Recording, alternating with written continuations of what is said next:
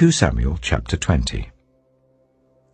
Now a troublemaker named Sheba, son of Bichri, a Benjaminite, happened to be there. He sounded the trumpet and shouted, "We have no share in David, no part in Jesse's son. Every man to his tent, Israel." So all the men of Israel deserted David to follow Sheba, son of Bichri.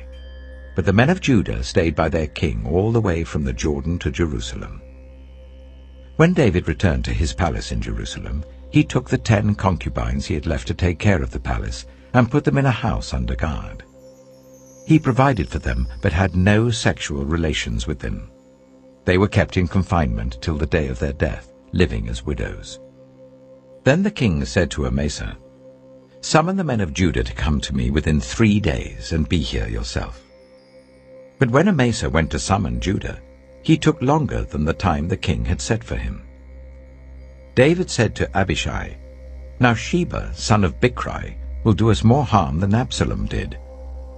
Take your master's men and pursue him, or he will find fortified cities and escape from us." So Joab's men and the Kerethites and the Pelethites and all the mighty warriors went out under the command of Abishai.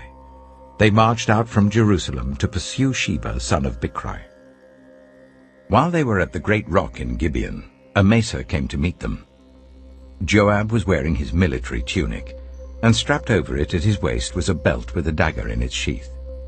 As he stepped forward, it dropped out of its sheath. Joab said to Amasa, "How are you, my brother?" Then Joab took Amasa by the beard with his right hand to kiss him.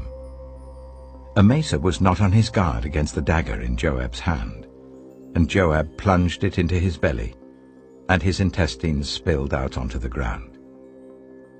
Without being stabbed again, Amasa died. Then Joab and his brother Abishai pursued Sheba, son of Bichri. One of Joab's men stood beside Amasa and said, "Whoever favors Joab, and whoever is for David, let him follow Joab." Amasa lay wallowing in his blood in the middle of the road, and the man saw that all the troops came to a halt there. When he realized that everyone who came up to Amasa stopped, he dragged him from the road into a field and threw a garment over him. After Amasa had been removed from the road, everyone went on with Joab to pursue Sheba, son of Bichri.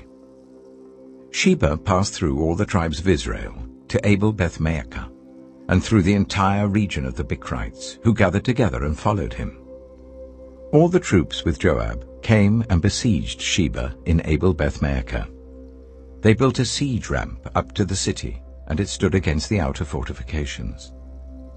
While they were battering the wall to bring it down, a wise woman called from the city, "Listen, listen! Tell Joab to come here so that I can speak to him."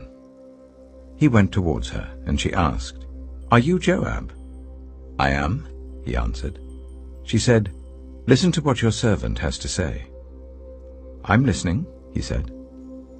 She continued, "Long ago they used to say, 'Get your answer at Abel,' and that settled it. We are the peaceful and faithful in Israel. You are trying to destroy a city that is a mother in Israel. Why do you want to swallow up the Lord's inheritance?" "Far be it from me," Joab replied. "Far be it from me to swallow up or destroy. That is not the case. A man named Sheba, son of Bichri, from the hill country of Ephraim, has lifted up his hand against the king, against David. Hand over this one man, and I'll withdraw from the city." The woman said to Joab, "His head will be thrown to you from the wall." Then the woman went to all the people with her wise advice, and they cut off the head of Sheba, son of Bichri, and threw it to Joab. So he sounded the trumpet, and his men dispersed from the city, each returning to his home. And Joab went back to the king in Jerusalem. Joab was over Israel's entire army.